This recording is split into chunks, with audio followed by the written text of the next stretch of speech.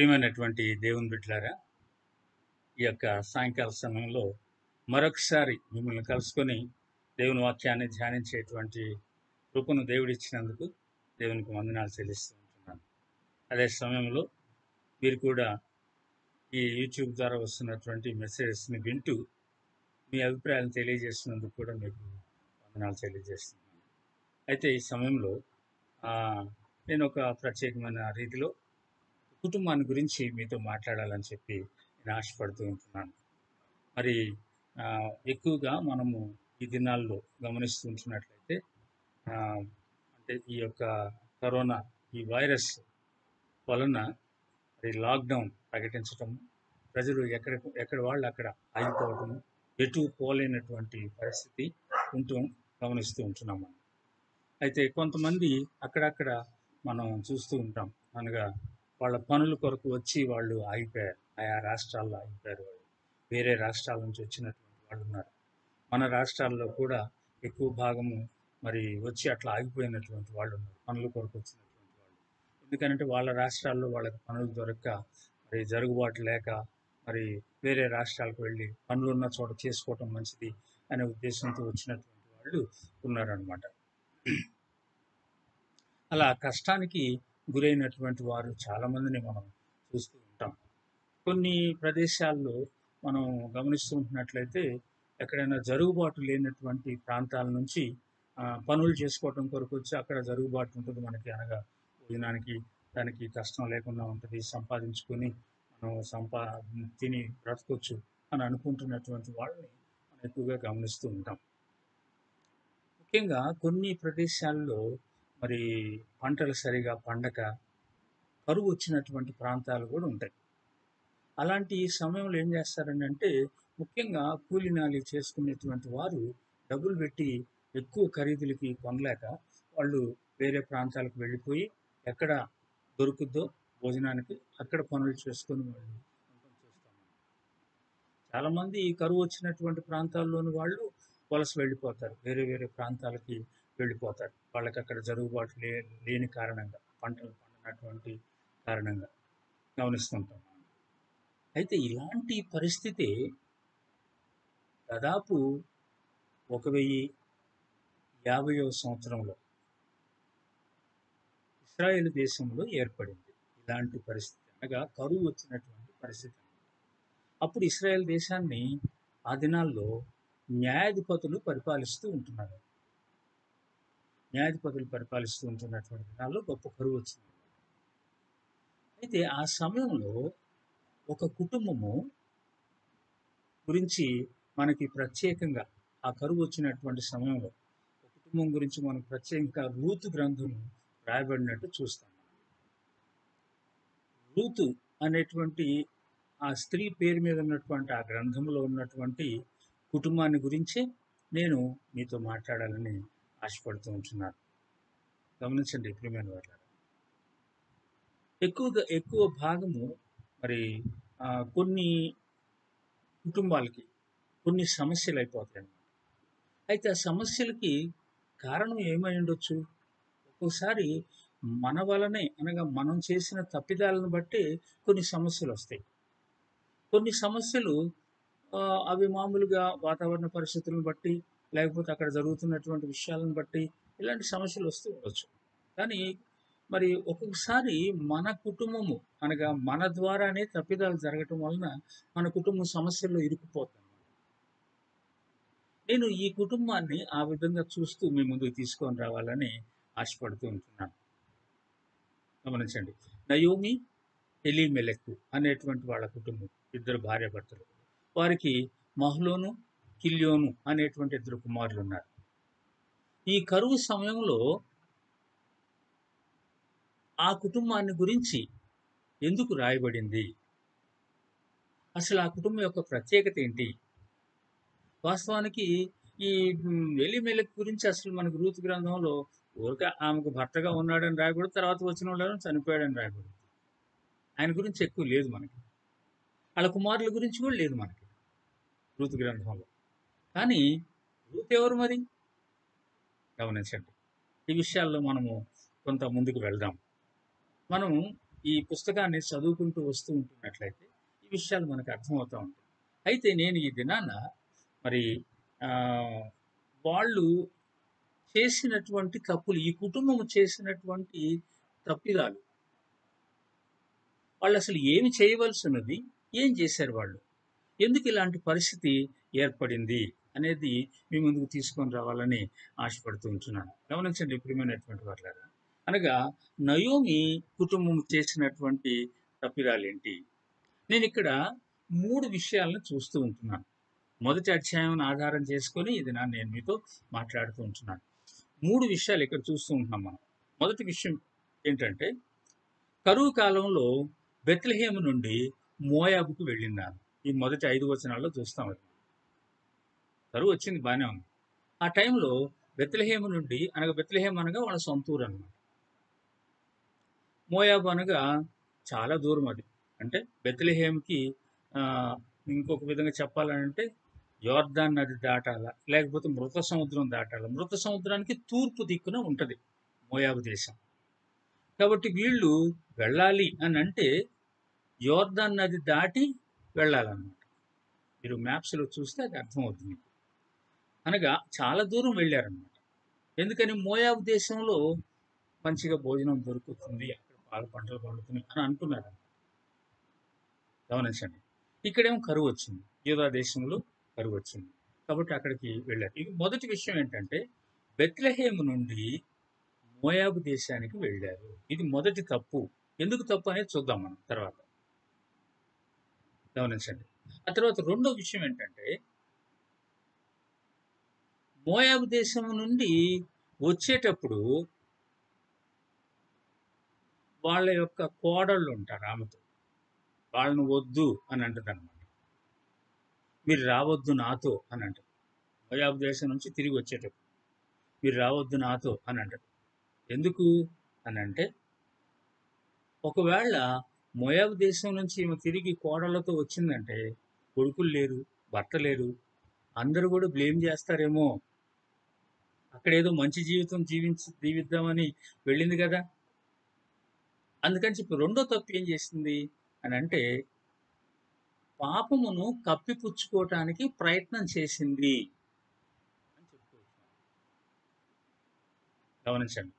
తర్వాత మూడో విషయం ఏంటంటే, ఆమె కోడళ్ళతో అంటది. ఏమని అంటది అంటే, దేవుని మీద నేరం మోపుద్ది. అనగా దేవుడు నాకు అన్యాయం చేశాడు అన్నట్టు మాట్లాడు. తర్వాత ఊరు వచ్చిన తర్వాత కూడా, తిరిగి వచ్చిన తర్వాత కూడా ప్రజలతో అంతే చెప్తుంది. గమనించండి. 3 విషయాలైనటువంటి తప్పిదాలు నేను జ్ఞాపకం చేస్తాను. మొదటిది ఏంటంటే, కరువు కాలంలో బెత్లెహేము నుండి మోయాబు దేశానికి వెళ్తాం. రెండో విషయం ఏంటంటే, ఆమె చేసినటువంటి తప్పుని కప్పిపుచ్చుకోవటానికి ప్రయత్నం చేయటం. మూడో విషయం ఏంటంటే, దేవుని మీద నేరం మోపటం. నేరం నాది కాదు, దేవునిది అని చెప్పడం. అయితే గమనించండి, మొదటి విషయంలో మనం చూస్తున్నది ఏంటంటే, మోయాబులో 10 సంవత్సరాలు ఉన్నది నయోమి. అయితే అక్కడికి వెళ్ళిన తర్వాత తన భర్త చనిపోయాడు. తన కుమారులకి పెళ్లి చేసింది. ఎవరిని పెళ్లి చేసింది? మోయాబీయుల్ని పెళ్లి చేసింది. మోయాబు స్త్రీలను పెళ్లి చేసింది. ఆ తర్వాత వాళ్ళు 10 సంవత్సరాలు ఉన్నారు అక్కడ. కుమారులు కూడా చనిపోయారు. గమనించండి. అప్పుడు ఈ కోడళ్ళు మాత్రం ఏమితో ఉన్నారన్నమాట. వాళ్ళు ఈమెకి తర్వాత ఇక్కడ కరువు తగ్గిపోయింది. బెత్లెహేములో అంతా కరువు, యోధా దేశంలో కరువు అంతా అయిపోయింది. కాబట్టి అన్ని బాగానే ఉన్నాయి, పరిస్థితులన్నీ బాగానే ఉన్నాయి అని తెలుసుకొని తిరిగి రావటానికి ఆమె బయలుదేరింది. అప్పుడు ఈ కోడళ్ళు కూడా ఆమెతో పాటు రావటానికి ఇష్టపడ్డారు. అప్పుడు ఏమంటుందంటే ఆమె, మీరు వద్దు, నాతో పాటు రావద్దు అని అంటుంది. ఎందుకు రావద్దు అన్నది మనం ఒక విషయం ఆలోచించినట్లయితే, ఈమె అక్కడ చాలా సుఖమైన జీవితం జీవించటానికని వెళ్ళింది. ఇక్కడ కష్టంగా ఉన్నది కాబట్టి అక్కడ మోయాబు దేశంలో సుఖంగా జీవించవచ్చు అని వెళ్ళింది. దానివల్ల ఏమైపోయింది? భర్తను కోల్పోయింది, 2 కుమారులను కూడా కోల్పోయింది. ముగ్గురిని కోల్పోయింది. తిరిగి వచ్చినప్పుడు బెత్లెహేం వాసులు అడుగుతారు కదా, నయోమి, నువ్వు అక్కడ దాకా వెళ్ళావు కదా, మరి నీ కుమారులు తర్వాత నీ భర్త ఏమైపోయారు? వాళ్ళని తీసుకొని రాకుండా వచ్చండి, అక్కడే వాళ్ళని మరి చంపి పాతిపెట్టి వచ్చేసేవేంటి? గమనించండి, ఇవన్నీ అడుగుతారనమాట. కాబట్టి అసలు కోడలు తెచ్చిన అడుగుతారు, లేకపోయినా అడుగుతారు. అయినా కానీ అక్కడ మనం ఊహించే విషయం ఏంటంటే, వాళ్ళని రానివ్వకుండా చేస్తే ఏదో ఒక విధిగా చెప్పవచ్చు. నేను ఎందుకు ఇలా ఊహిస్తున్నాను అని అంటే, జరిగిన విషయాన్ని బట్టి నయోమి చేసిన తప్పిదాలను గురించి నేను ఆలోచిస్తూ ఉంటున్నాను. గమనించిన ప్రియమైన వారు, తర్వాత ఏం చేసింది? తన కోడల్ని రావద్దు అన్నారు. ఆ తర్వాత వాళ్ళతో మాట్లాడేటప్పుడు మనం అక్కడ గమనించినట్లయితే ఆమె దేవుని మీద నేరం మోపినట్టు చూస్తాం. మనం ఒకసారి చదువుదాం ఆ విషయాన్ని. అక్కడ ఏమని చెప్పింది అని అంటే గమనించండి. మొదటి అధ్యాయము 11వ వచనం నేను చదువుతున్నాను. నా కుమార్తెలారా, మీరు మరలుడి, నాతో కూడా మీరు రానేలా. మిమ్మును పెళ్లి చేసుకొనుటకై ఇంకా కుమారులు నా గర్భమున ఉందిరా. నా కుమార్తెలారా, తిరిగి వెళ్ళుడి. నేను పురుషునితో ఉండలేని ముసలిదానను, నాకు నమ్మిక కలదని చెప్పి ఈ రాత్రి పురుషునితో నుండి కుమారులను కనెనను. వారు పెద్దవారగు వరకు వారి కొరకు మీరు కనిపెట్టుదురా? మీరు వారి కొరకు కనిపెట్టుకొని పురుషులు లేక ఒంటరి కత్తెలై ఉందురా? నా కుమార్తెలారా, అది కూడదు. యెహోవా నాకు విరోధి ఆయను, అది మిమ్మును నొప్పించినంతకంటే నన్ను మరి ఎక్కువగా నొప్పించినదని చెప్తుంది. యెహోవా నాకు విరోధి ఆయను అని చెప్తుంది. గమనించండి ప్రియమైనటువంటి వాళ్ళ, ఈ మాట ఇంకొక చోట అంటది మళ్ళా. ఎక్కడ? 19వ వచనంలో అంటది. వారు బెత్లెహేమునకు వచ్చినప్పుడు ఆ ఊరి వారందరూ వారి యొద్దకు గుంపు కూడి వచ్చి, ఈమె నయోమి గదా అని అనుకొనుచుండగా ఆమె, సర్వశక్తుడు నాకు చాలా దుఃఖము కలుగజేశాను గనుక నన్ను నయోమి అనక మారా అనండి. గమనించండి, నేను సమృద్ధి గల దానినై వెళ్ళి తిని యెహోవా నన్ను రిక్తురాలినిగా చేసి తిరిగి రాజేశను. ఏం చెప్తుంది ఇక్కడ? సర్వశక్తుడు నాకు చాలా దుఃఖము కలుగజేశాను, మళ్ళా యెహోవా నన్ను రిక్తురాలినిగా చేసెను. యెహోవా నా మీద విరుద్ధముగా సాక్ష్యము పలికెను. సర్వశక్తుడు నన్ను బాధపరిచెను. ఏమన్నటువంటి వారులారా, నయోమి ఈ విధంగా మాట్లాడటంలో ఉన్నటువంటి అంతరార్థం ఏంటి అనేది ఆలోచించండి. కాబట్టి నయోమి అనేటువంటి మాటకు అర్థం ఏంటి అని అంటే కింద అక్కడ చూస్తాం మనం, మధురమైనది అనేటువంటిది. సమాధానకరమైన అంటే ప్లెజెంట్ అంటాం ఇంగ్లీష్లో, మధురమైనటువంటిది. దాన్ని ఏం చేస్తుంది? ఈమె పేరు మార్చేసుకుంటుంది. అంటే మారా అని అంటుంది. చేదు, నేను మధురము కాదు, నేను చేదు అని అంటుంది. వాస్తవానికి ప్రతి విషయం మీద కూడా దేవుణ్ణి తప్పుపడుకుంటూ ఉన్నట్లు గమనిస్తుంటున్నాం మనం. మన జీవితంలో కూడా చాలాసార్లు ఇలాంటి పొరపాట్లు జరుగుతూ ఉంటాయి. అవి నేను మీకు జ్ఞాపకం చేయాలని ఆశపడుతూ ఉంటున్నాను. గమనించండి ప్రియమైనటువంటి వాళ్ళారా, కరువు కాలంలో బెత్లెహేముకు వెళ్ళింది ఈమె. గమనిస్తున్నారా? కరువు కాలంలో బెత్లెహేముకి వెళ్ళింది. అంటే మొదటి విషయం మనం చూసేది ఏంటంటే, ఇక్కడ చాలాసార్లు మన జీవితంలో సమస్య వైపు చూస్తూ ఉంటాం మనం. అనగా ఈమె కరువుకి వెళ్ళి చూసిందనమాట. ఆ దేశంలో వచ్చినటువంటి కరువు వారిని చాలా బాధ పెట్టేదిగా ఉన్నది. వారికి ఆకలి తీర్చలేనటువంటి పరిస్థితి కనిపిస్తూ ఉన్నది. వారు భోజనానికి ఎక్కడ కష్టపడాల్సి వస్తుందో అని అనుకుంటుంది ఈ కుటుంబం. అయితే ఇంకా కుటుంబాలు లేవా బెత్లెహేంలో? బెత్లెహేం ప్రాంతంలో కుటుంబాలు లేవా? ఇక వీళ్ళొక్క కుటుంబం ఉన్నదా? కాదుగా, వేరే కుటుంబాలు కూడా ఉన్నారు. కానీ మరి వాళ్ళు ఏం చేస్తున్నారు? వాళ్ళు కూడా మోయాబు వెళ్ళారా? అట్లా రాయబడలేదుగా మనకి. ఈ యొక్క కుటుంబాన్ని గురించే రాయబడ్డది మోయాబు వెళ్ళటం. దానికి ఒక చరిత్ర ఉన్నది, లేదా దాని యొక్క ప్రణాళిక ఉన్నది. దేవుని యొక్క ప్రణాళిక ఉన్నది అసలు ఈ విధంగా జరగటానికి కూడా. అది ఇప్పుడు చెప్పుకోవటానికని కాదు కానీ నేను ఈ విషయాన్ని జ్ఞాపకం చేస్తాను. అనగా ఒక కుటుంబముగా మనము కొన్నిసార్లు పొరపాట్లు చేస్తూ ఉంటాము అనేటువంటిది జ్ఞాపకం చేస్తాను. ఇక్కడ మనం ఏం చేస్తామంటే మన కుటుంబంలో ఏదైనా ఒక సమస్య వచ్చినప్పుడు మనము ఆ సమస్యను ఎక్కువగా చూస్తూ ఉంటాం అన్నమాట. ముఖ్యంగా క్రైస్తవ కుటుంబాన్ని గురించి నేను మాట్లాడుతున్నాను. మన కుటుంబంలో ఏదైనా ఒక చిన్న సమస్య వస్తే సమస్య వైపు చూస్తూ ఉంటాం ఎక్కువగా మనం. క్రైస్తవ కుటుంబం ఎలా ఉండాలి అసలు? సమస్యలు వచ్చినప్పుడు దేవుని మీద విశ్వాసం ఉంచాలి, దేవుని మీద నమ్మకం ఉంచాలి. గమనించండి, ఇక్కడ ఈ నయోమి కుటుంబం కూడా యూదా జాతికి చెందిన కుటుంబమే కదా, సర్వశక్తి కలిగినటువంటి దేవుణ్ణి ఆరాధించేటువంటి కుటుంబమే కదా. వారికి తెలుసుగా వాళ్ళ జాతి యొక్క చరిత్ర అంతా కూడా, గత దినాల్లో వారి చరిత్ర అంతా కూడా వాళ్ళకి తెలుసుగా. ఏం జరిగింది, ఇశ్రాయేలీయులు ఏ విధంగా దేవుడు వాళ్ళని కాపాడుతూ వచ్చాడు అనేటువంటి తెలుసు కదా వాళ్ళకి. కాబట్టి వాళ్ళు ప్రతిదినము ధర్మశాస్త్రం చదువుతూ ఉంటారు కదా. మోషే ఇచ్చినటువంటి ధర్మశాస్త్రం ప్రతిదినం చదవాలి కదా వాళ్ళు. ధర్మశాస్త్ర ప్రకారం జీవించాలి కదా వాళ్ళు. గమనించండి, అనగా వాళ్ళు ధర్మశాస్త్రం చదువుతూ ఎవరి మీద ఆధారపడాలా? కష్టం వచ్చినప్పుడు, నష్టం జరిగినప్పుడు దేవుని వైపు చూడాలి వాళ్ళు. కానీ నయోమి ఏం చేస్తుంది ఇక్కడ? లేదా నయోమి యొక్క భర్త, వీళ్ళిద్దరు ఈ కుటుంబం ఏం చేస్తున్నారు? కుటుంబంగా చూద్దాం. ఈ కుటుంబం ఏం చేస్తుంది? సమస్య వైపు చూసి పారిపోతూ ఉంటుంది.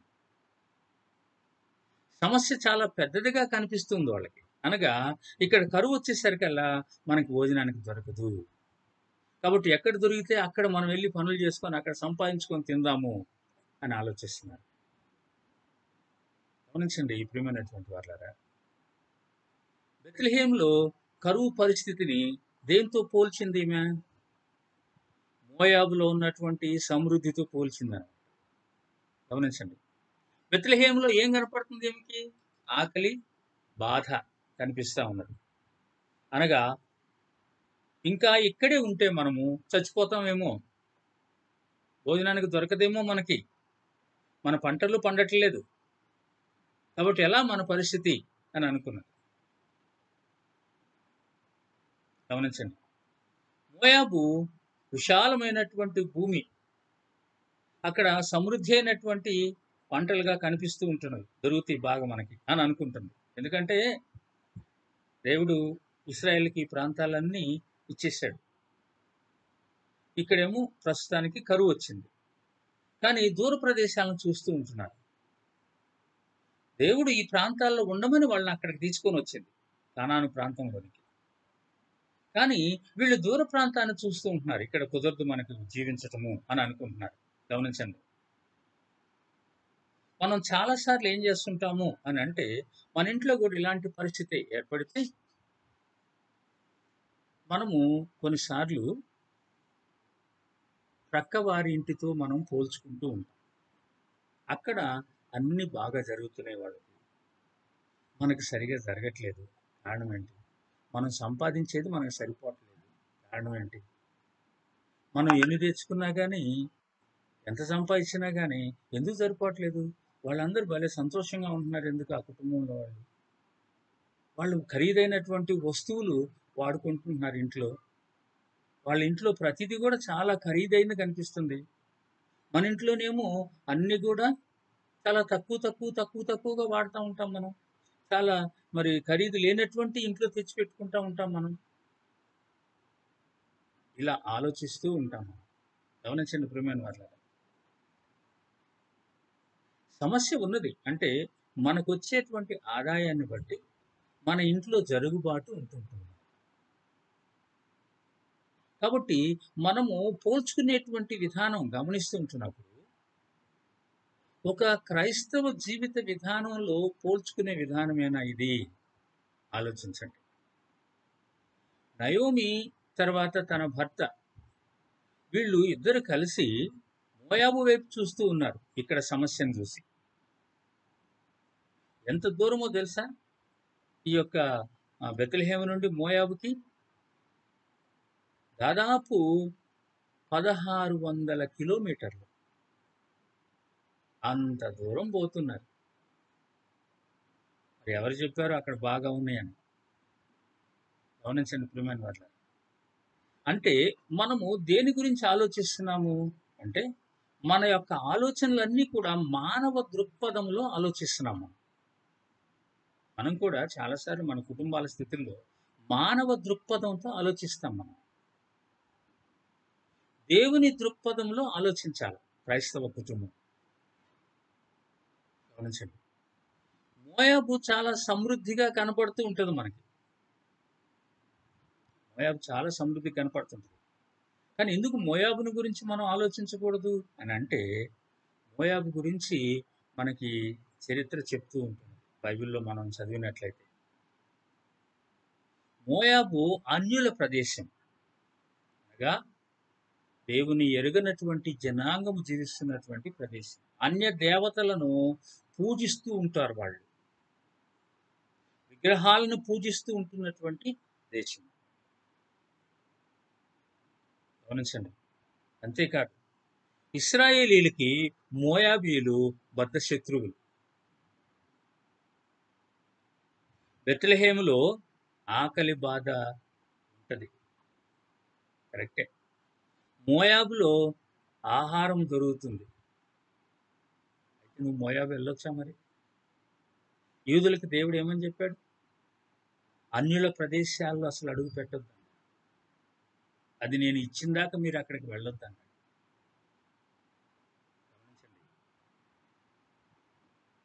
కాబట్టి మన కుటుంబంలో ఉన్నటువంటి కొన్ని సమస్యలు ఎందుకు వచ్చినాయి అనేది మనం ఆలోచించినప్పుడు, మనము జీవించాల్సిన విధానంలో జీవించటం లేదు. మనము ఆలోచించాల్సిన విధానంలో ఆలోచించటం లేదు. ప్రియమైన వారలారా, కేవలము ఆర్థిక సమస్యలే కాదు,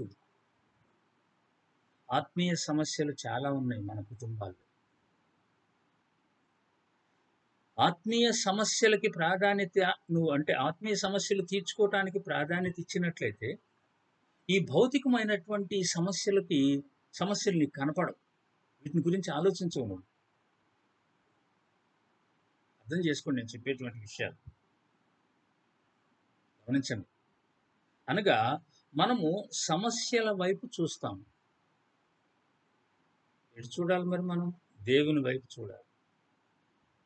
వాస్తవానికి వీళ్ళిద్దరూ, అనగా ఈ యొక్క నయోమియను తన భర్త, వీళ్ళిద్దరు కలిసి ఎటు చూడాలి అసలు? సమస్య వచ్చింది, కరెక్టే. కరువు వచ్చింది, కరెక్టే. ఏం చేయాలి వీళ్ళు? దేవుని ఎరిగినటువంటి బిడ్డలుగా దేవుని మీద ఆధారపడాలి, దేవుని వైపు చూడాలి. కానీ ఎటు చూస్తున్నారు వీళ్ళు? కరువు వైపు చూస్తున్నారు. అయ్యో ఇది మమ్మల్ని చంపేస్తుందేమో అని. రాబోయేటువంటి దినాల్లో ఈ యొక్క లాక్డౌన్ ఎత్తేసిన తర్వాత మనకి చాలా భయంకరమైనటువంటి కరువును మనం ఫేస్ అయిపోతున్నాం. ప్రియమైనటువంటి దేవుని బిడ్డలారా గమనించండి.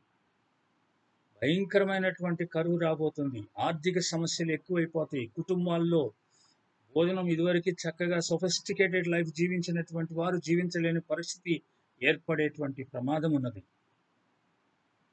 గమనించండి. ఎందుకనంటే దేశము ఆర్థికంగా చాలా వెనుకబడిపోతుంది ఈ దినాలను బట్టి.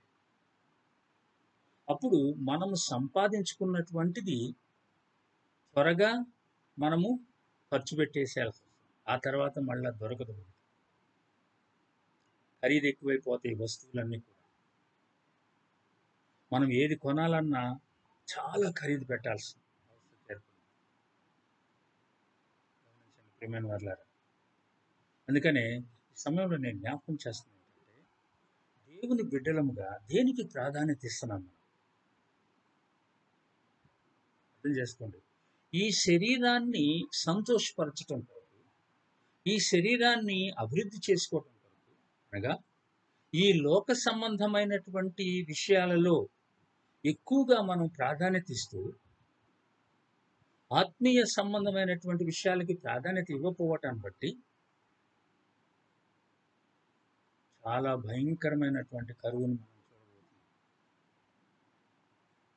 ఆమోసు గ్రంథంలో ఉంటుంది ఒక మాట, చూద్దాం. ఆమోసు గ్రంథంలో మీరు చూసినట్లయితే ఇక్కడ ఆమోసు ఒక మాట రాస్తాడు. నేను మీకు జ్ఞాపకం చేస్తున్నాను. 8వ అధ్యాయంలో ఉంటుంది అనమాట. ఆమోసు 8:11 వచనం చదువుతున్నాను.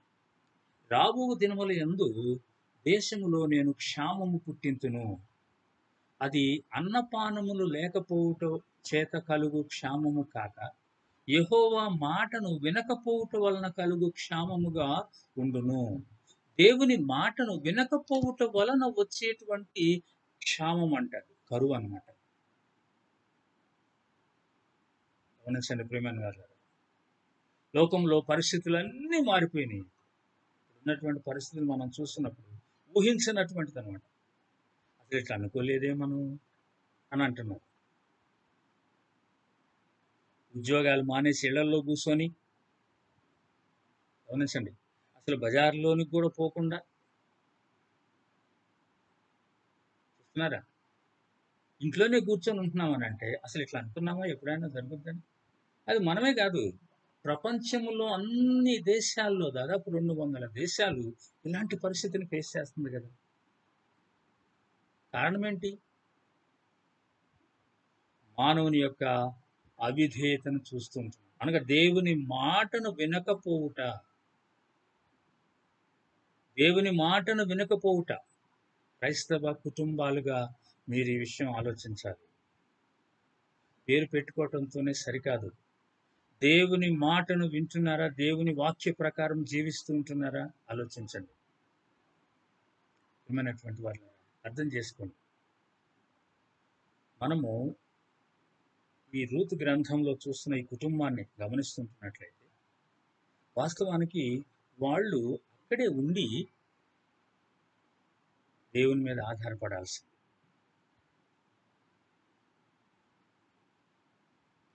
ఎందుకంటే వారితో పాటు ఇంకా వేరే కుటుంబాలు కూడా ఉన్నాయి. గమనిస్తున్నారా? లేకపోతే ఒకవేళ వాళ్ళు ఇక్కడ ఉన్నట్లయితే అలా జరిగేది కాదేమో. గమనించండి. అందుకనే నేను జ్ఞాపకం చేసే విషయం ఏంటంటే, మనము ఉండవలసిన రీతిలో ఉండట్లేదు క్రైస్తవ కుటుంబాలు. క్రైస్తవ కుటుంబాలకి సమస్యలు వచ్చినప్పుడు ఎవరి దగ్గరికి వెళ్తున్నాం మనం? ఈ సమస్యలు తీర్చుకోవటం కొరకు మనం ఎవరి దగ్గరికి వెళ్తున్నాము? బాగా డబ్బున్నటువంటి రాజకీయ నాయకుల దగ్గరికి వెళ్తాం. వాళ్ళ అండదండలు చూసుకుంటూ ఉంటాము. సర్వశక్తి కలిగినటువంటి దేవుడు, మనల్ని సృజించినటువంటి దేవుడు మనతో ఉన్న సంగతి మర్చిపోతున్నాము. ఎలాంటి కరువు వచ్చినా, పరిస్థితులు ఎలా మారిపోయినా కానీ దేవుని మీద ఆధారపడండి. గమనించండి ప్రియమైనటువంటి వాళ్ళ, కష్ట సమయాల్లో దేవుని మీద విశ్వాసం ఉంచటం మనం నేర్చుకోవాలి. సమస్యల వైపు మనము చూస్తే విశ్వాసంలో సన్నగిల్లిపోతాం. విశ్వాసంలో దేవుని వైపు చూస్తే సమస్యలు మటుమాయమైపోతాయి. అర్థం చేసుకోండి. సమస్యల వైపు చూస్తూ జీవితాన్ని గడిపినట్లయితే విశ్వాసంలో దినదినానికి సన్నగిల్లిపోతాం. అలా కాకుండా విశ్వాసంతో దేవుని వైపు చూస్తే మన ఇంట్లో సమస్యలన్నీ దినదినము వెళ్ళిపోతాయి. అసలు సమస్యలు రావటానికి కారణం ఏంటి? దేవుడే ఇలాంటి సమస్యలను తెస్తాడా? ఓసారి దేవుడే తీసుకొస్తాడు. ఎందుకంటే మనల్ని క్రమశిక్షణలో ఉంచటం కొరకు. గమనించిన ప్రియమైన వారు, మనల్ని దేవుడు క్రమశిక్షణలో ఉంచటం కొరకు ఇలాంటి సమస్యలు తెస్తాడు. ముఖ్యంగా క్రైస్తవ కుటుంబాలు ఈ విషయాన్ని ఆలోచించాలి. యేసుని ఎరిగినటువంటి కుటుంబాలు, విశ్వాసులైనటువంటి కుటుంబాల్లో కూడా చాలా తీరని సమస్యలు ఉంటాయి. గమనించండి. అలాంటప్పుడు మనము ఏం చేయాలా? దేవుడే ఎందుకు ఇలాంటి సమస్యను మన కుటుంబంలోనికి అలో చేశాడు, అనుమతిచ్చాడు? దేవుని సన్నిధికి వెళ్ళి అడగాలి. దేవుణ్ణి అడగాలి. ప్రభు నా తప్పు ఏంటో చూపెట్టుకో. దేవుని సన్నిధిలో ఒప్పుకోవాలి. దేవుడు చూపిస్తాడు తప్పు. మనం ఏం తప్పు చేశామో తెలియజేస్తాడు. గమనించండి. మనం చాలాసార్లు నయోమిలాగా ఏం చేస్తామనంటే తప్పిదాన్ని కప్పిపుచ్చుకోవటానికి ప్రయత్నం చేస్తాం. మనం పాపం చేస్తూ పాపం చెయ్యనట్టు నటిస్తాం. మనం కుటుంబంలో కొన్ని సమస్యలు ఉంటున్నప్పుడు దానికి కారణం ఏంటి అని అంటే కుటుంబ యజమాని ఏదో ఒక రహస్య పాపంలో ఉన్నాడేమో ఆలోచించాలి.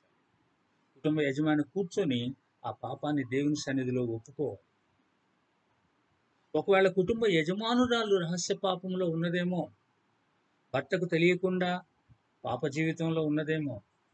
మనం అనుకుంటాము పాప జీవితం అంటే అక్రమ సంబంధం, వ్యభిచారమే అని అనుకుంటాం. కాదు. అబద్ధాలు ఆడటం కూడా పాప జీవితమే. మోసం చేయటం కూడా పాప జీవితమే. భర్తకు తెలియకుండా కొన్ని సంగతులు దాచిపెట్టడం కూడా పాప జీవితమే. భార్యకు తెలియకుండా కొన్ని సంగతులు దాచిపెట్టడం కూడా పాప జీవితమే. అర్థం చేసుకోండి ప్రియమైనటువంటి వారు. చాలా సార్లు భార్యాభర్తల మధ్య దాపరికాలు దేవుడు సహించడు. మనం అందుకనే పాపాన్ని దాచిపెట్టడానికి ప్రయత్నం చేస్తే దేవుడు సహించడు. నీ పాపము నిన్ను పట్టుకొనును అనే దేవుని వాక్యం చూస్తాం. ఆకాను పాపం చేసి దాచిపెట్టాలని ప్రయత్నం చేశాడు. కానీ దేవుడు ఆకాన్ని ఎక్కడ ఏ సమయంలో ఎలా పట్టించాలో అలా పట్టించాడు. అంతేకాదు తన ద్వారా తన యొక్క గోత్రం అంతా కూడా దేవుని శిక్షకు లోనైనట్టు చూస్తాం. ప్రియమైనటువంటి దేవుని బిడ్డలారా, ఒక్కరిని బట్టి, ఒక్కరు పాపాన్ని దాచిపెట్టడం బట్టి కుటుంబం అంతా నష్టపోయే ప్రమాదం ఉంటుంది. అర్థం చేసుకోండి. కుటుంబము నష్టపోయే ప్రమాదం ఉంటుంది. మనం దాన్ని గురించి ఆలోచించకుండా నయోమిలాగా దేవుణ్ణి బ్లేమ్ చేసే స్థితిలో ఉన్నామేమో. చాలాసార్లు మనము దేవుడు ఎందుకు ఈ శోధన పెట్టాలి నాకు అని అంటాం. దేవుడు ఎప్పుడు శోధించడు. దేవుడు ఎప్పుడు శోధించాడు మనల్ని. దేవుడు పరీక్షిస్తాడు. అంటే విశ్వాసంలో బలంగా ఉండటం కొరకు పరీక్షిస్తాడు. ఆ పరీక్షకు నెగ్గి బంగారాన్ని బాగా కాల్చి దాంట్లో ఉన్నటువంటి మలినమంతా తీసేసి శుద్ధి అయినటువంటి బంగారాన్ని ఎలా తీస్తాడో అలా దేవుని బిడ్డలు పరిశుద్ధంగా జీవించాలని ఆయన ఇష్టపడే దేవుడు. కాబట్టి నీలో ఉన్నటువంటి పాప విషయాలన్నిటిని కూడా తీసివేయాలని దేవుడు కోరుకునే దేవుడు అన్నమాట. కానీ దేవుడు ఎప్పుడు కూడా నిన్ను కష్టపెడుతూ ఆనందించే దేవుడు కాదు ఆయన. నయోమి యొక్క భర్తను చంపేసి కుమారులను చంపేసి నయోమిని బాధ పెట్టే దేవుడు కాదు ఆయన. కొన్ని పాఠాలు నేర్పించటానికి దేవుడు ఇలా మనలో ఆ విధమైనటువంటిది అంగీకరిస్తాడన్నమాట. గమనించండి. అంటే అలా మనకి పరిస్థితులు రావటం కొరకు అనుమతిస్తాడు. ఎందుకంటే మనం సరిగా ఉంటాం కదా, మనం దేవుని సన్నిధికి వచ్చి సరి చేసుకోవటం కొరకు అన్నమాట. దేవుడు ఎప్పుడు ఇష్టపూర్వకంగా తన బిడ్డలను బాధ పెట్టాడు. గమనించండి ప్రియమైనటువంటి చాలా కుటుంబాల్లో బిడ్డలను బట్టి తల్లిదండ్రులు ప్రతిదినము ఏడుస్తూ ఉంటారు. బిడ్డలు చాలా మంది, ముఖ్యంగా యవనస్తులైనటువంటి బిడ్డలు ఈ లోకంలో చాలా మంది చాలా దుర్మార్గమైనటువంటి జీవితాలకి అలవాటు పడ్డారు. అంటే తప్పిదాలు చేస్తూ ఉంటున్నారు, రహస్య జీవితాల్లో ఉంటున్నారు, రహస్యంగా జీవిస్తున్నారు. తల్లిదండ్రులకి బయటపడేసరికల్లా తల్లిదండ్రులు తట్టుకోలేని పరిస్థితి ఏర్పడుతుంది. అప్పుడు దాకా మంచి పిల్లలాగే కనపడుతున్నారు. గమనించండి ప్రియమైనటువంటి వాళ్ళు. దానికి కారణము ఎవరై ఉంటారు? పిల్లల, తల్లిదండ్రుల? పిల్లలు ఆ విధంగా ఉండటానికి కారణం ఎవరు? ఒక్కోసారి మన జీవితమే కారణమేమో. దేవుని సన్నిధిలో పశ్చాత్తాపడాలి. ప్రభువా నన్ను క్షమించు, నేను ఎప్పుడు ఏ విధంగా తప్పు చేశానో చూపించను, నన్ను క్షమించమని అడుగుతున్నాను. ఇలా అడగండి దేవుని సన్నిధిలో.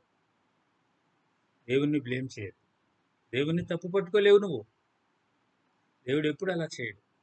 నయోమిలాగా నా దేవుడు నన్ను ఈ విధంగా చేశాడు అనొద్దు. చాలా మంది అంటున్నారు ఈ దినాలు.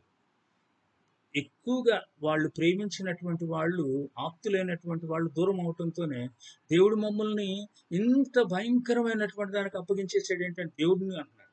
ఎప్పుడు చేయడు దేవుడు అట్లా. మన బ్రతుకులు సరిలేక, మనం సరిగా జీవించక, గమనించండి, మనము ఒక తాగుబోతు అయినటువంటి తండ్రిని బాగా ప్రేమించామనుకోండి, ప్రేమిస్తాం తండ్రి కాబట్టి, ఆ తాగుడు వల్ల చనిపోతాడు అనుకోండి. నేను అలాంటి కుటుంబాలను చూశాను. పిల్లలు ఏమని ఏడుస్తున్నారు, మాకు దేవుడు అన్యాయం చేసేసాడు అంటున్నారు అనమాట. దేవుడు ఎప్పుడు అన్యాయం చేయడు మనకి. ప్రియమైనటువంటి వాళ్ళారా, మన జీవితాల్లో ఉన్న సమస్యలకు దేవుణ్ణి మనం ఎప్పుడు కూడా తప్పు పట్టుకోవద్దు. అర్థం చేసుకోండి. మన జీవితంలో వచ్చిన ఈ సమస్యలను దేవుని తప్పు పట్టుకోవద్దు మనం. దేవుడు ఎప్పుడు అలా చేయడు. బెత్లెహేములో ఉండాల్సిన దాన్ని నువ్వు మోయాబు దేశానికి ఎందుకు బయలుదేరావు? శపింపబడినటువంటి దేశానికి, శపింపబడిన జనాంగం మధ్యకి. చాలా మంది వాళ్ళ పిల్లల యొక్క వివాహాల విషయాల్లో తప్పిదాలు చేస్తున్నారు. ఈ విధంగానే నయోమిలాగే అన్యజనులైనటువంటి పిల్లలకి వివాహాలు చేసి వాళ్ళతో కలిసి జీవిస్తూ ఉంటున్నప్పుడు అనేక సమస్యలు వస్తున్నాయి వాళ్ళకు. ఆ సమస్యలు వచ్చినటువంటి సమయంలో వీళ్ళు దేవుణ్ణి తప్పు పట్టుకుంటున్నారు. మాకు దేవుడు ఈ శోధన పెట్టాడండి అంటున్నారు. పిల్లల్ని పెంచవలసినటువంటి రీతిలో పెంచాలి. పిల్లలు చిన్నతనం నుండి భయభక్తుల్లో పెంచాలి. మీ ఇంట్లో ఇలాంటి సమస్యకు రావటానికి కారణం ఎవరు? మనమే, మన తప్పిదాలే. అంటే చిన్నతనం నుంచి భయభక్తుల్లో పెంచలేదు, మనం దైవభయంలో పెంచలేదు, ప్రార్థనా జీవితం నేర్పించలేదు. కుటుంబ ప్రార్థనల్లో పిల్లలకి ఎంతమంది మారు మనసును గురించి బోధిస్తున్నారు ఈ దినాల్లో? క్రైస్తవ తల్లిదండ్రులారా, మిమ్మల్ని అడుగుతున్నాను నేను.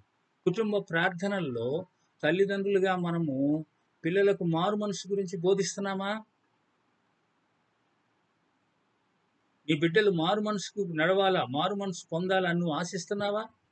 అసలు కుటుంబ ప్రార్థనలు ఉంటే కదా. కుటుంబ ప్రార్థనలో కూర్చోబెట్టుకొని పిల్లలకి బోధించాల్సినటువంటి బాధ్యత తండ్రిది. ఫాలో అప్ చేయాల్సిన బాధ్యత తల్లిది. అర్థం చేసుకోండి ప్రియమైనటువంటి వాళ్ళు. ముఖ్యంగా సేవకులైనటువంటి బిడ్డల యొక్క సేవకులైనటువంటి తల్లిదండ్రుల యొక్క బిడ్డలు చాలా చెడు జీవితంలో ఉన్నట్టు కొంతమంది తల్లిదండ్రులు చెప్తా ఉంటారు, సేవకులు చెప్తా ఉంటారు, అయ్యా మాకు వీళ్ళు ఒక ముళ్ళ కిరీటంగా అయిపోయారయ్యా, మాకు ఒక ఏమంటారు సిలువ అయిపోయారా మా జీవితంలో. అసలు పోల్చొచ్చాట, వీడు మాకు ఒక ముళ్ళ కిరీటం అయిపోయింది. ఎంత దుర్మార్గం ఆ మాటలు.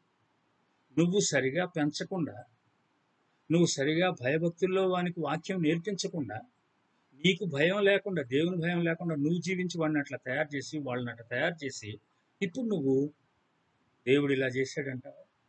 దేవుణ్ణి బ్లేమ్ చేస్తావా? సృష్టికర్త అయినటువంటి దేవుని, నిన్ను ఎల్లప్పుడూ ప్రేమించే దేవుని, నీ కొరకు వచ్చి శిలువ మీద ప్రాణం పెట్టినటువంటి ప్రేమ కలిగినటువంటి దేవుణ్ణి బ్లేమ్ చేస్తావా? ఆలోచించు ప్రియమైనటువంటి దేవుని సహోదరుడా, సహోదరి. తల్లిదండ్రులుగా మీ బాధ్యతలు నిర్వహిస్తున్నారా? పనుల్లో ఉండిపోయి, ఉద్యోగ వేటలో ఉండిపోయి, ఉద్యోగాలు వచ్చిన తర్వాత సమయం అనక ఉద్యోగాల కొరకు తిరిగి బిడ్డలను పట్టించుకోకుండా, ఇద్దరూ సంపాదించాలనే ఉద్దేశంతో బిడ్డలను ఎవరి దగ్గర పడేసి, ఈ దినాల్లో ఇద్దరు సంపాదించకపోతే గడవదండి, కనీసం ఇంటి అద్దె కూడా కట్టలేమండి మేము.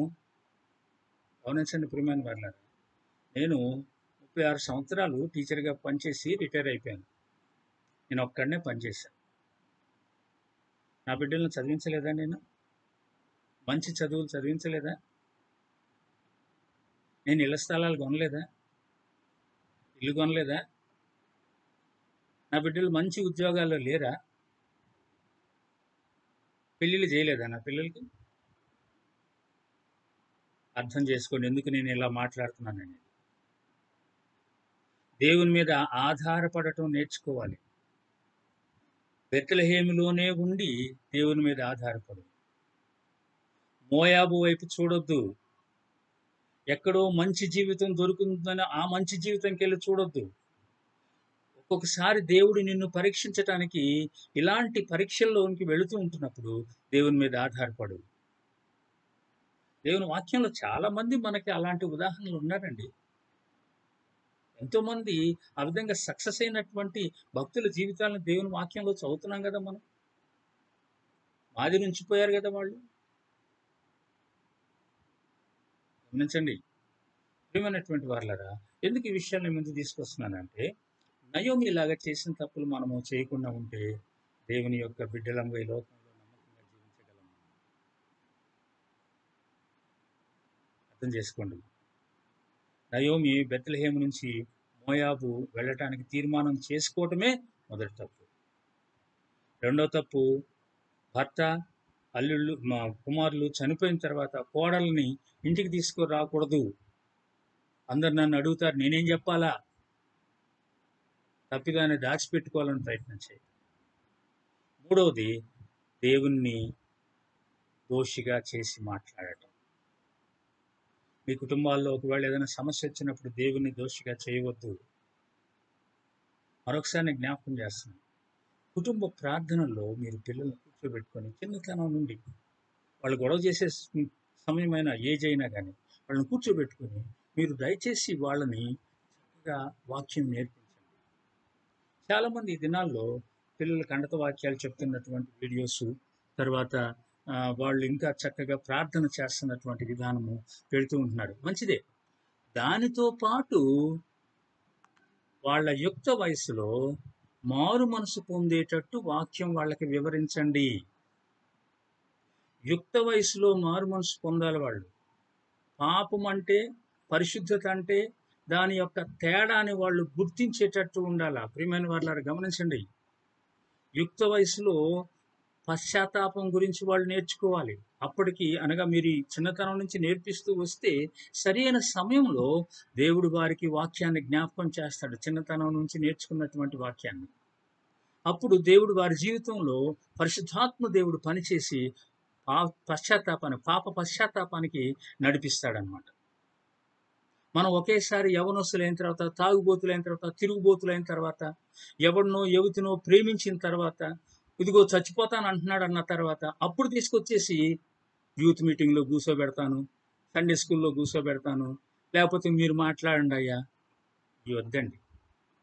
చిన్నతనం నుండి నువ్వు చేయాల్సిన పని నువ్వు చెయ్యి.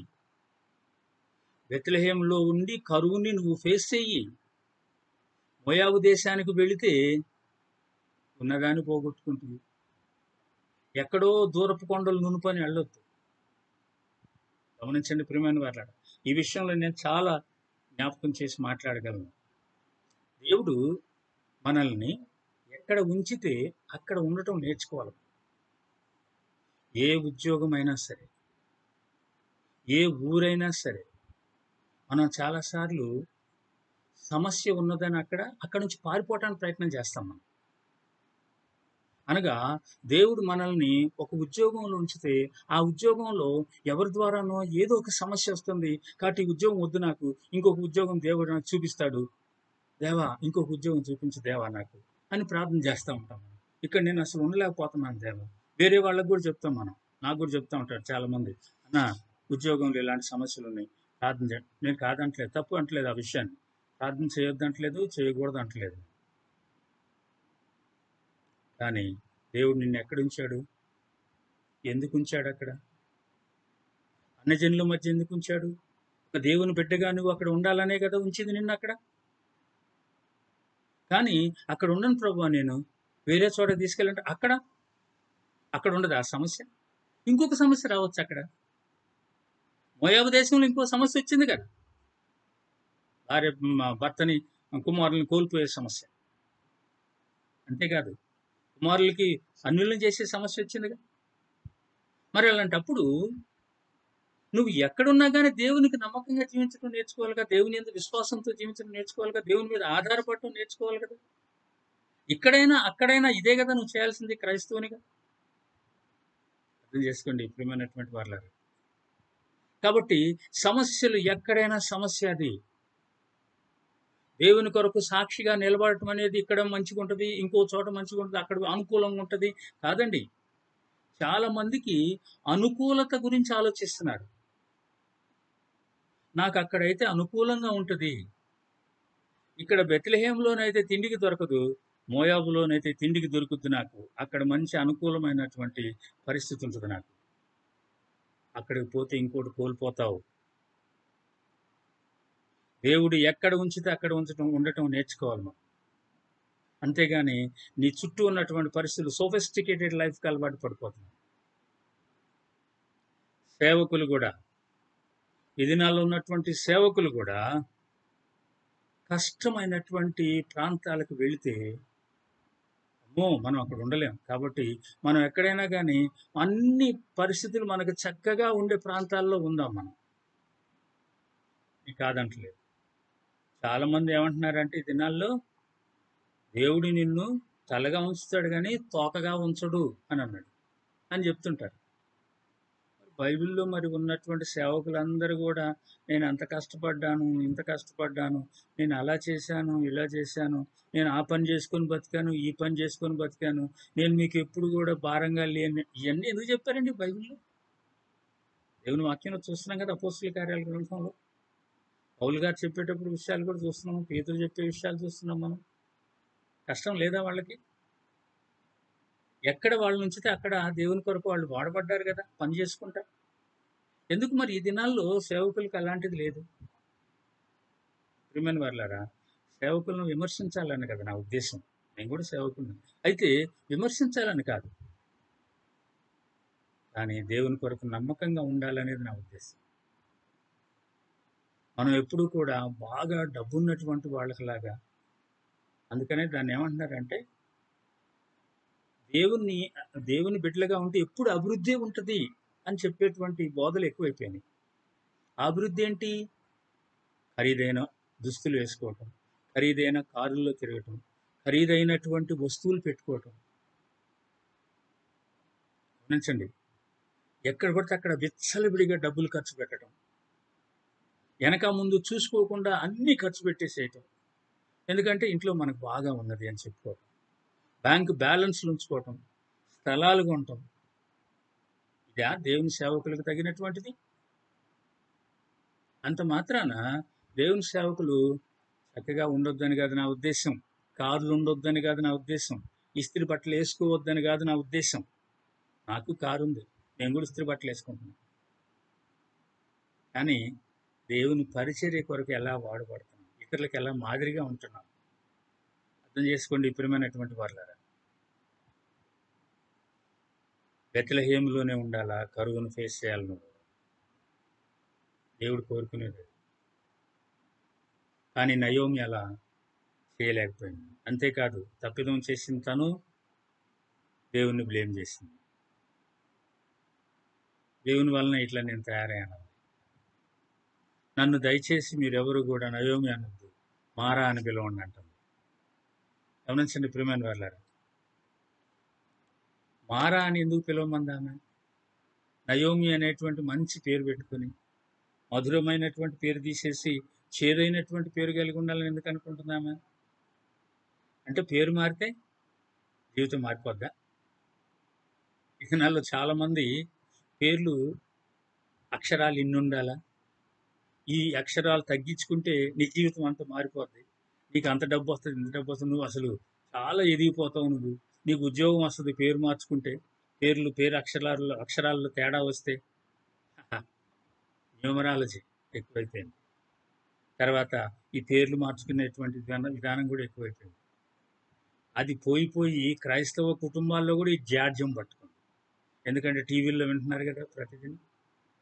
అలా చేస్తే ఏమైనా వస్తుందేమో అని అనుకుంటున్నారు. అనగా ఈజీగా ఆర్థికంగా ఎదిగిపోవాలా అనేటువంటి చెడ్డ బుద్ధికి అలవాటు పడిపోతుంది.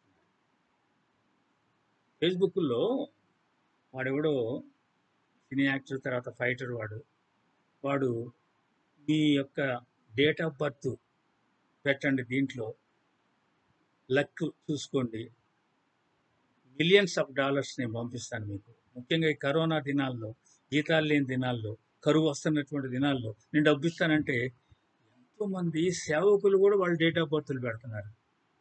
ఎంత దుఃఖపడాల్సిన విషయం అండి ఈ విషయం. గమనించండి ప్రియమైనటువంటి వాళ్ళారా. అనగా ఇలా చేయటం బట్టి దేవుని నుండి మనం దూరం అయిపోతున్నాం. అదే బెత్లెహేములో ఉండాల్సింది పోయి మోయాబు దేశానికి వెళ్ళటం అంటే కోల్పోతావు, చాలా కోల్పోతావు. ఆత్మీయ జీవితంలో చాలా విలువ కోల్పోతావు నువ్వు. నువ్వేదో మనుషులకు చాలా అట్టహాసంగా కనపడవచ్చు, కానీ దేవుని రాజ్యంలో చేరతావో లేదో ఆలోచించు. ప్రభు ఈ లోకానికి తన రాజ్యంతో వచ్చినప్పుడు ఆయన రాజ్యంలో నువ్వు ఉంటావా? ఆలోచించు ప్రియమైనటువంటి వాళ్ళ. మన యొక్క పాపాలని గుర్తు చేసుకొని వాటిని దేవుని సన్నిధిలో ఒప్పుకోవటం మంచిది, పశ్చాత్తాపడటం మంచిది.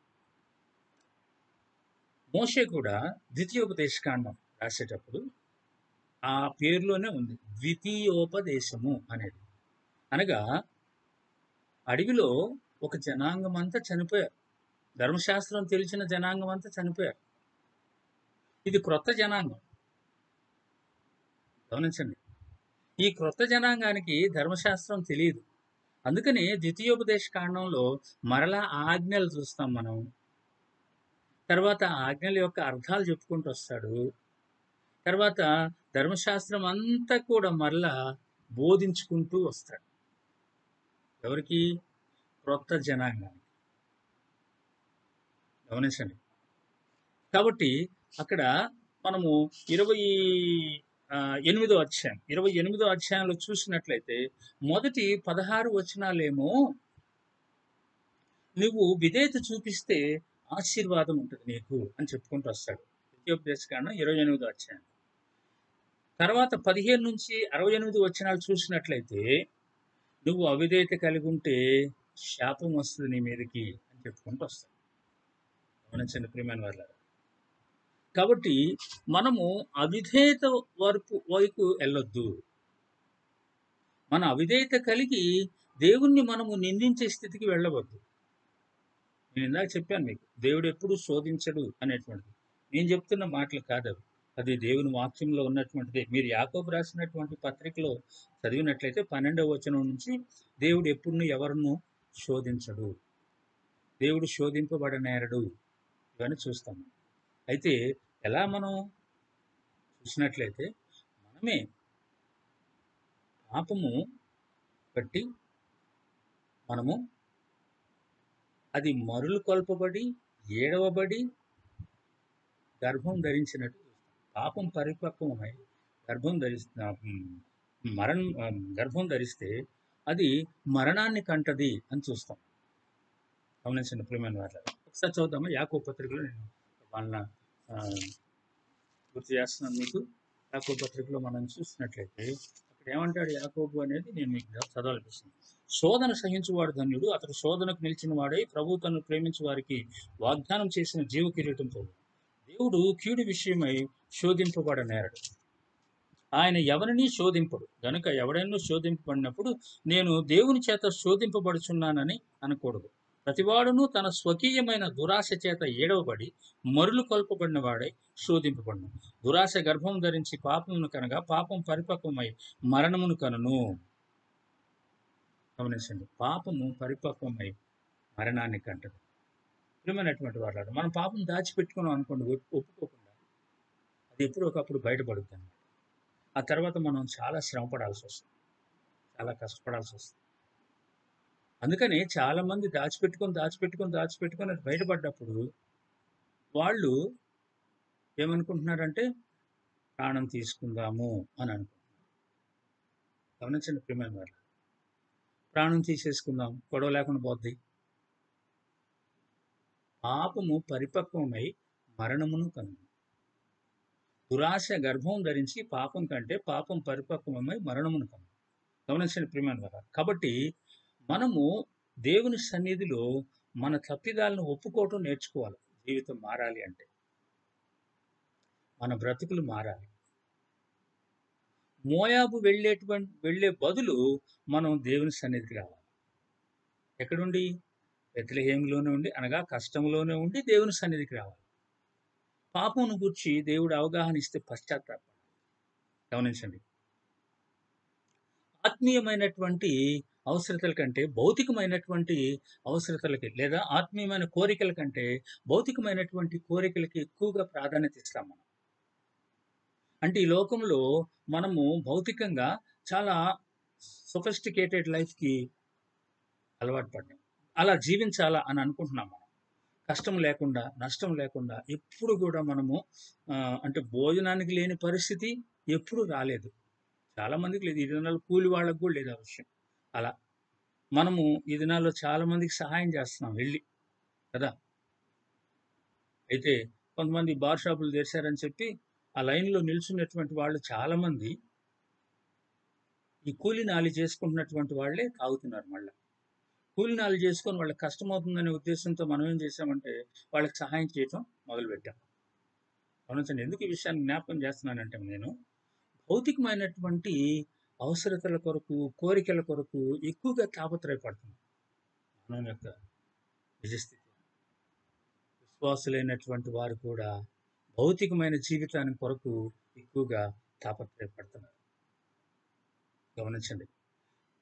ఆత్మీయమైనటువంటి కోరికల కొరకు తాపత్రయపడాలి. దేవుడు కోరుకునేది అది. దేవుని చిత్తాన్ని నెరవేర్చుటకు ఆశ కలిగి ఉండాలి. మోయాబు వెళ్ళటం దేవుని చిత్తం కాదు.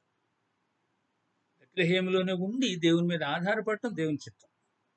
యేసుక్రీస్తుకి వచ్చినటువంటి శోధన గురించి మనం ఆలోచించినట్లయితే భౌతికమైన, ఆత్మీయమైనటువంటి అవసరతల విషయంలో ఏది ఎన్నుకుంటావో ఎన్నుకో అన్నట్టు దుష్టుడు శోధించినట్టు చూస్తాం మనం. భౌతికమైనటువంటి అవసరత ఏంటి? ఈ రాళ్ళను రొట్టెలుగా చేసుకొని తిను. ఎందుకంటే నువ్వు దేవుని కుమారుడువు కదా! నీలో శక్తి ఉన్నది కదా! నువ్వు 40 దినాలు ఉపవాసం ఉన్నావు కదా! ఎందుకు ఆకలితో అల్లాడిపోతావు? గమనించండి. అందుకనే ప్రభు ఏం చెప్పాడు? మనుషుడు రొట్టె వలన మాత్రం కాదు, దేవుని నోటి నుండి వచ్చి ప్రతి మాట వలన జీవించు. అర్థం చేసుకున్నామా ఈ వాక్య విధానాన్ని అసలు మనం? మనుషుడు రొట్టె వలన కాదు, దేవుని నోటి నుండి వచ్చి ప్రతి మాట వలన జీవించును అని అంటే దేవుని వాక్యాన్ని ఆధారం చేసుకొని జీవించే విధానం అన్నమాట. మనకు ఒకవేళ ఈ భౌతికమైన శరీరానికి పోషణ కొరకు ఆహారం దొరకపోవచ్చు. అంత మాత్రాన ఈ శరీరం కష్టపడితే ఏం కాదు. కానీ దేవుని దగ్గరికి వెళ్తాం ఈ శరీరాన్ని వదిలిన తర్వాత. ఎలా వెళ్ళగలవు? నువ్వు శరీరానికి ప్రాధాన్యత ఇచ్చి ఈ శరీర పోషణ కొరకు నానా అగచాట్లు పడి, నానా పాపాలు చేస్తూ ఈ శరీరాన్ని అభివృద్ధి పరచుకోవడానికి ఇష్టపడితే నువ్వెలా దేవుని రాజ్యంలో ఉంటావు? కదా! అర్థం చేసుకోండి. అందుకనే దేవుని ఎదుట ఏది ముఖ్యమైంది అనేది ఆలోచించాలి. అనగా భౌతికమైన అవసరత ముఖ్యమా? ఆత్మీయమైనటువంటి అవసరత. భౌతికమైన కోరికలు ముఖ్యమా? ఆత్మీయమైనటువంటి కోరికలు ముఖ్యమా? ఏది అనేది నువ్వు తప్పకుండా కూర్చొని ఆలోచించాలి. ఆకలి బాధలు కలిగి దేవుని చిత్తాన్ని నెరవేర్చడం నేర్చుకుందాం. పర్లేదు, ఏం కాదు. రోజు పూట తినకపోతే. ఇలా అంటున్నందుకు చాలామంది నన్ను బ్లేమ్ చేయొచ్చు. నువ్వు ఉండగలవా అని. అలాంటి పరిస్థితి వస్తే ఉండగలను. నేను అందుకని ఈ విషయాన్ని చెప్తాను. ప్రియమైనటువంటి వాళ్ళారా, మనకి తినటానికి కేవలము తినటానికి ఉంటే చాలు అనుకోవద్దు. నువ్వు దేవుని రాజ్యంలో ఉండటం కొరకు నువ్వు తాపత్రయపడు. దేవుని చిత్తాన్ని నువ్వు నెరవేర్చడానికి ఇష్టపడు. అర్థం చేసుకోండి.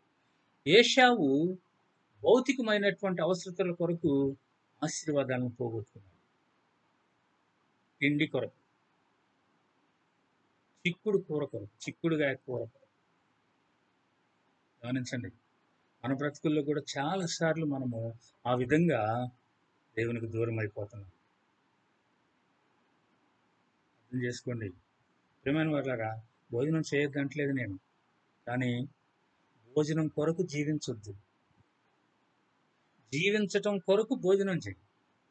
అర్థం చేసుకోండి ఈ మాట. జీవించటం కొరకు ఈ శరీరానికి కొంత శక్తి కావాలి కాబట్టి భోజనం చేయి. అంతేగాని భోజనం కొరకు జీవించొద్దు. ఎక్కడికి వెళ్ళినా కానీ నాకు అది కావాలా, ఇది కావాలా, అది ఉంటేనే తింటాను, ఇది ఉంటేనే తింటాను, ఆ కూర తినను నేను, ఈ కూర తినను. ఇలాంటి దౌర్భాగ్యమైనటువంటి మాటలు మాట్లాడు. ఒకవేళ నువ్వేదైనా శరీరంలో రుగ్మత ఉంటున్నట్లయితే అలాంటి తింటే ఈ రుగ్మత ఎక్కువ అవుద్ది అంటే అది చాలా డిఫరెంట్ విషయం నేను మాట్లాడుతుంది. అంతేగాని మన శరీరాన్ని అభివృద్ధి పరచుకోవటం కొరకు మనం ఏదో బాగా ఎక్కడికెళ్ళినా కానీ ఇలాంటి ఆహారమే తింటా నేను. చూడండి, నేను అలాంటిదంటే అసలు నిజమైన క్రైస్తవుడు కాదంటాను నేను. నేను షుగర్ పేషెంట్ని. ఎక్కడికైనా వెళ్తే ఒకవేళ వాళ్ళు అమ్మ చపాతీ చేయగలరా అని అడుగుతారు. వాళ్ళకి ఆ పరిస్థితి అక్కడ లేకపోతే ఏం చేస్తాం మనం? భోజనం చేస్తాం. చపాతీ తింటేనే భోజనం చేస్తాను, చపాతీ ఉంటేనే నేను తింటాను ఈరోజు అంటే కుదరదుగా. ఫలాని కూర అయితే నేను తినను, వాళ్ళకి అదే పెట్టారనుకోండి తినాలా? ఎక్కడైనా కానీ బీదల ఇళ్ళకి వెళ్ళామనుకోండి, వాళ్ళు ఏదంటే అది పెడతారు, తినాలి మనం. ఒక్కోసారి వాళ్ళ దగ్గర కారం ఎక్కువ, ఉప్పు ఎక్కువ, ఒక్కోసారి చప్పకుంటాయి, తినాలా? ప్రార్థన చేస్తున్నావు కదా, ప్రార్థన చేయటం వలన పరిశుద్ధపరచబడుతుంది అంటావుగా. గమనించండి, ఎందుకు ఈ చిన్న చిన్న విషయాలు చెప్తున్నాను అని అంటే, ఈ శరీర పోషణ కొరకు ఆత్మీయమైనటువంటి కోరికలని నీవు చంపుకోవద్దు. శరీరాన్ని చంపుకో, శరీర క్రియలను చంపుకో. నా ఉద్దేశం ఏంటంటే, భౌతికమైనటువంటి శరీరం అని అంటున్నాను అంటే ఇక్కడ లోకము అనే విషయం కూడా వస్తుంది. లోక ఆశలు అని అంటున్నాం. గమనించండి ప్రియమైన వాళ్ళారా. కాబట్టి దేవుని కొరకు కాక లోకం కొరకు జీవించొద్దు. లోకంలో జీవించినంత కాలం ప్రతి విషయంలో కూడా దేవుని కొరకు, దేవుని యొక్క చిత్తాన్ని నెరవేర్చడం కొరకు ఆలోచించు. అందరూ చేస్తున్నారుగా, నేనెందుకు చేయకూడదు అనేది లోకం. కొంతమంది చెప్తా ఉంటారు, లోకంలో అందరు చేస్తున్నారండి, నేనెందుకు చేయకూడదు. దానికి క్రైస్తవులు అనకూడదు ఆ మాట. ఎందుకంటే దేవుడు లోకంలో నుండి మిమ్మల్ని ప్రత్యేకపరిచాడు. కాబట్టి ప్రత్యేకమైన జీవితం ఉండాలి. అర్థం చేసుకోండి. అందరూ బాకీలు చేస్తున్నారుగా, నేను బాకీలు చేసి తింటే ఏమైంది? తీర్చుకునే స్తోమత ఉందా నీకు? తీర్చుకునే స్తోమత ఉంటే చేసి తీర్చు. భక్తిహీనుడు అప్పు చేసి తీర్చకయుండును అంటాడు సామెతలో. కాబట్టి అప్పు చేయటం కాదు కావాల్సింది, తీర్చేటువంటి స్తోమత ఉన్నా లేదా చూసుకో. చాలా మంది అప్పులు చేసి దేవుని సేవకులు కూడా తీర్చలేక నానా తంటాలు పడుతున్నారు. అది మంచి సాక్ష్యమేనా? ఆలోచించు. కాబట్టి అందరూ చేస్తున్నారు కదా, నేనెందుకు చేయకూడదు అని అనొద్దు. గమనించండి, ఖరీదైనటువంటి వస్తువులు అందరూ కొనుక్కుంటున్నారు కదా, నేనెందుకు కలిగి ఉండకూడదు? మనం రాజులైన యాజక సమూహం అండి అని అంటారు కొంతమంది సేవకులు. కాబట్టి రాజుల ఇళ్లలో ఉండేయని మన ఇళ్లలో ఉండాలండి. ఏమండి, దాని కొరక పేతురు గారు ఆ విషయం రాసింది అక్కడ. అర్థం చేసుకోండి ప్రియమైనటువంటి వాళ్ళు. ఎవడో వాత పెట్టుకున్నాడని నువ్వు వాత పెట్టుకుంటేట, పులిని చూసినట్టు వాత పెట్టుకుంటా అట్లా. క్రైస్తవ జీవిత విధానంలో క్రమశిక్షణ కలిగిన జీవితానికి అలవాటు పడాలి. ఎదుటి వ్యక్తిని బట్టి మన జీవితాన్ని మార్చుకోవటం కాదు, మనల్ని బట్టి ఎదుటి వ్యక్తి మారాలి. అర్థం చేసుకోండి. బెత్లెహేంలో చాలా మంది ఆగిపోయారు. ఉదాహరణకు బోయజు ఉన్నాడుగా, వీళ్ళు తిరిగి వచ్చిన తర్వాత బోయజు వల్లే కదా బోయజు రూతుని చేసుకొని. ఎవరు బోయజు? దావీదు ముత్తాత. బోయజు కొడుకు ఎవరు? యెషయి సంతానంలోనే దావీదు వచ్చింది. గమనించండి. కాబట్టి దేవుని యొక్క ప్రణాళిక అది. రూతు మరలా బెత్లెహేంకి రావటం మోయాబు దేశం నుండి. అక్కడ దేవుడు రూతుని ఎందుకు ఉపయోగించుకున్నాడు తన యొక్క వంశంలో లిస్టులో అనేది చూసినప్పుడు, అన్యులైనటువంటి వారు కూడా యేసుని ఎరుగుతారు. యేసు అన్యులైనటువంటి వారికి కూడా దేవుడు, ప్రభువు అని నిరూపించడం. అనగా లోకములో ఉన్నటువంటి ప్రతి జాతి కూడా ఆయనను రక్షకునిగా కలిగి ఉంటారు. ఆయన అందరిని ఒకే విధంగా ప్రేమిస్తూ ఉంటున్నాడు. కాబట్టి నయోమి చేసినటువంటి ఈ తప్పిదాలని మనం విడిచిపెట్టాల్సినటువంటి వారమే ఉంటున్నాం. గమనించండి, బెత్లెహేమును విడిచిపెట్టాలనుకోవటం నయోమి చేసిన మొదటి తప్పు. మోయాబు వెళ్ళాలనుకోవటము రెండో తప్పు. ఎలీమెలకు చనిపోయిన తర్వాత కుమారులకు మోయాబు వారిని పెళ్లి చేయటం ఇంకో తప్పు. గమనించండి, అంటే లోకమును ప్రేమించటం అనే దాంట్లో చెప్తున్నాను ఈ విషయాలు. లోకమును ప్రేమించంటే కరువు వస్తుందేమోనని ముందే ఊహించి ఎక్కడైతే కరువు లేదో ఆ ప్రాంతానికి దేవుని మీద ఆధారపడకుండా, కష్టం వచ్చినా నష్టం వచ్చినా దేవుడు ఉన్నాడు మనకు అనుకోకుండా. గమనించండి, మోయాబు వెళ్ళాలనుకోవటము, ఎలీమెలకు చనిపోయిన తర్వాత కుమారులకి ఆ మోయాబు స్త్రీలను పెళ్లి చేయటం. కొంతమంది అంటారు, అటు చేశారు కాబట్టి రూత్ వచ్చింది యేసుక్రీస్తు వంశవాళ్ళలోనికి అని. గమనించండి ప్రియమైన వాళ్ళారా, మనం చేసినటువంటి తప్పులను బట్టి దేవుడు తన ప్రణాళికలు మార్చుకోడు, కానీ వాటిని తనకి అనుకూలంగా మలుచుకుంటాడు. ఇది అర్థం చేసుకోవడం కొంత కష్టమైంది. అర్థం చేసుకో. యాకోబు అబద్ధమాడి ఆశీర్వాదాలు పొంది బయటకు వచ్చాడు, కానీ దేవుడు యాకోబుని ఆశీర్వదించాడు. అంటే దేవుడు మోసగాళ్ళని ఆశీర్వదించే దేవుడనే కాదు. అక్కడ ఏశావు రావాల్సింది. ఏశావు లోకాన్ని ప్రేమించి వెళ్ళిపోయాడు.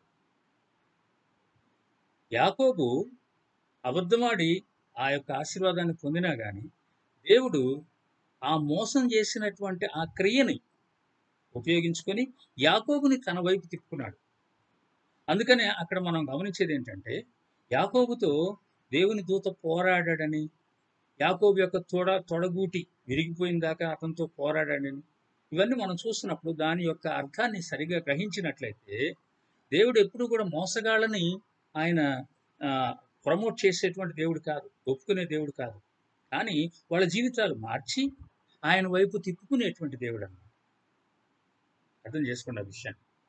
కాబట్టి ఇక్కడ మోయాబు స్త్రీలను పెళ్లి చేయటం అనేటువంటిది ఆమె చేసిన మూడవ తప్పుగా చూస్తున్నాం. అందులో కూడా ఒకవేళ అన్యులైనటువంటి అమ్మాయిల్ని వివాహాలు చేసుకున్నట్లయితే జరిగింది ఏదో జరిగిపోయింది, కానీ దేవుని సన్నిధికి వచ్చి పశ్చాత్తాపడి చేసినటువంటి వాళ్ళు పాప క్షమాపణ పొంది వాళ్ళ కొరకు ప్రార్థించాలి, వాళ్ళ రక్షణ కొరకు ప్రార్థించాలి. చాలామంది ఈ దినాల్లో అలా పెళ్లి చేసుకున్న తర్వాత కష్టం వచ్చినప్పుడు దేవుని సన్నిధికి వస్తున్నారు, నష్టం జరిగిన తర్వాత దేవుని సన్నిధికి వస్తున్నారు. చాలామంది బయట వివాహాలు చేసుకొని గుడికి తీసుకొని వచ్చేసి మళ్ళా వివాహం చేస్తున్నారు. దేవాలయంలో మళ్ళీ వివాహం చేయాలి, మందిరాల్లో మళ్ళీ వివాహం చేయాలని తప్పదు. సంఘ పెద్దలు కూడా అలాంటి వాటిని ప్రోత్సహించే వాళ్ళుగా ఉన్నారు. దేవుడు తప్పకుండా లెక్క అడుగుతాడు మిమ్మల్ని అందరినీ. అర్థం చేసుకోండి, అసలు సమస్య ఎక్కడుంది? అసలు ప్లేస్ మారటంలో ఉన్నది ఆ సమస్య, మరి ఎక్కడున్నది? ఒకవేళ ప్లేస్ మారేమనుకు, ఇప్పుడు నయోమి బెత్లెహేము నుంచి అక్కడికి వెళ్ళింది, కానీ నయోములో అసలు ప్లేస్ మారింది, కానీ మారినటువంటిది ఏంటి? హృదయం. నయోమిలో మారినటువంటిది హృదయం అన్నమాట. అనగా దేవుని వాక్యంలో మనం చూస్తాం, అసలు సమస్య ఎవరితో ఉందన్నమాట? మన హృదయంతోనే ఉంది సమస్య. హృదయం అన్నిటికంటే మోసకరమైనది, అది ఘోరమైన వ్యాధి కలది, దాన్ని గ్రహింపగలిగినటువంటి వాడెవడు? హృదయం అన్నిటికంటే మోసకరమైనది. గమనించండి, ఎక్కడున్నది? మనలోనే ఉంది ఆ బుద్ధి, ఆ చెడు బుద్ధి అన్నమాట హృదయం. ఇది మనతోనే వస్తుంది, మనం ఏడకెళ్ళినా కానీ. అది నయోమితో వచ్చింది, బెత్లెహేములో ఉన్నా ఉంటుంది, మోయాబు దేశంలో ఉన్నా కానీ ఆ హృదయం ఉంటుంది అన్నమాట. గమనించండి, మనం పరిస్థితులు బాగా లేవని చాలాసార్లు చెప్తూ ఉంటాము. మనం ఎక్కువసార్లు సమాజాన్ని బ్లేమ్ చేస్తూ ఉంటాం. సమాజం చెడిపోయిందండి, నా కుమారుడు చెడిపోవటానికి కారణం వీడేనండి అని ఎదుటిన్న వాళ్ళని మనం బ్లేమ్ చేస్తుంటాం. గమనించండి ప్రియమైన వాళ్ళ, చెడు అనేది ఎక్కడుందన్నాడు యేసయ్య? ఒకసారి పరిసయ్యులు శాస్త్రులు వచ్చి యేసయ్యని క్వశ్చన్ చేశారు. ఏ విషయంలో? శిష్యులు చేతులు కడుక్కోకుండా భోజనం చేస్తున్న విషయం. అంటే ధర్మశాస్త్ర ప్రకారము ఎవరైనా కానీ యూదులు తప్పకుండా శుద్ధీకరణ ఆచారం వాటిలో ఇదొకటి అనమాట. చేతులు కడుక్కొని భోంచేయాలి, కాళ్ళు కడుక్కొని భోంచేయాలి. కాబట్టి నీ యొక్క శిష్యులు ఇలా చేస్తున్నారు అన్నప్పుడు ప్రభు ఒక మాట అన్నాడు. అసలు అపవిత్రత అనేది యాడ్ నుంచి వచ్చింది? బయట నుంచి లోపలికి వచ్చిందా, లోపల నుంచి బయటకు వచ్చిందా? మన లోపలి నుండే బయటకు వచ్చింది అపవిత్రత. అదొకటి చదువుకొని మనం ముగించుకుందాం. చూడండి, మార్క్స్ వార్తలో మనం చూస్తాం 7వ అధ్యాయంలో. మార్క్స్ వార్త 7వ అధ్యాయంలో మీరు చూసినట్లయితే ఈ సంఘటన మనం చదువుతాం. 7వ అధ్యాయంలో నేను చదువుతున్నాను 18వ వచనం నుంచి. మీరును ఇంత అవివేకులై ఉన్నారా? వెలుపల నుండి మనిషిని లోపలికి పోవున్నది ఏదియు వాణ్ణి అపవిత్రునిగా చేయజాలదని మీరు గ్రహించుకున్నారా? అది వాని హృదయంలో ప్రవేశింపక కడుపులోనే ప్రవేశించి బహిర్భూమిలో విడవబడును. ఇట్లు అది భోజన పదార్థములన్నింటినీ అపవిత్రపరచును. మనిషిని లోపల నుండి బయలు వెళ్ళినది మనుష్యుని అపవిత్రపరచును. లోపల నుండి అనగా మనుషుల హృదయంలో నుండి దురాలోచనలు, జారత్వములు, దొంగతనములు, నరహత్యలు, వ్యభిచారములు, లోభములు, చెడుతనములు, కృత్రిమమును, కామవికారమును, మత్సరమును, దేవదూషణయు, అహంభావమును, అవివేకమును వచ్చును. ఈ చెడ్డవని లోపల నుండి బయలువెళ్ళి మనుష్యుని అపవిత్రపరచునని చెప్పాను.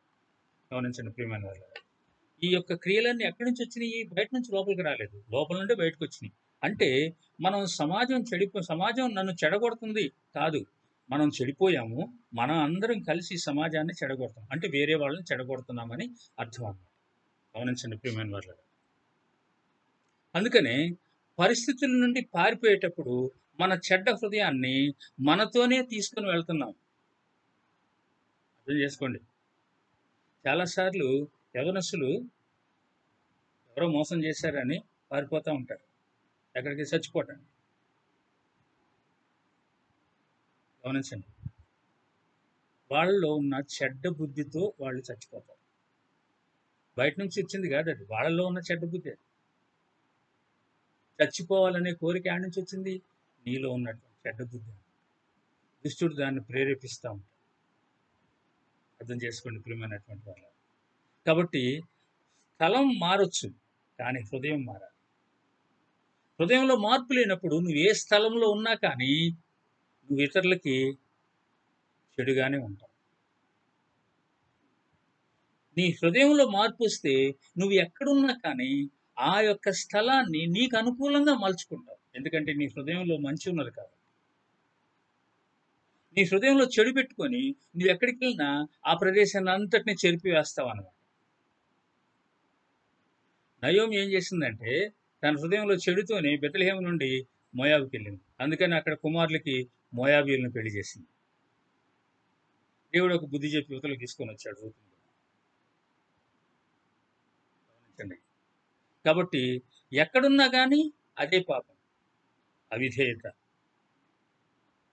దేవుని మాటకు అవిధేయత చూపటం.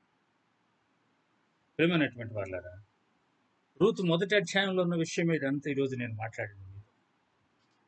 ఇంకా చాలా విషయాలు ఆ అధ్యాయం నుంచి తీసి మాట్లాడవచ్చు, కానీ నేను ఈ దినాన్ని మీతో మాట్లాడవలసింది అనుకున్నది ఏంటంటే, సమస్యలకు కారణం ఎవరు?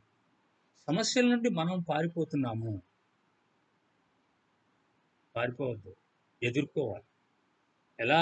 నీ సొంత జ్ఞానం కాదు, నీ సొంత శక్తి కాదు, పరిశుద్ధాత్మ దేవుడు నీలో ఉన్నాడు. సర్వశక్తి కలిగినటువంటి దేవుడు నీలో ఆత్మదేవునిగా ఉన్నాడు.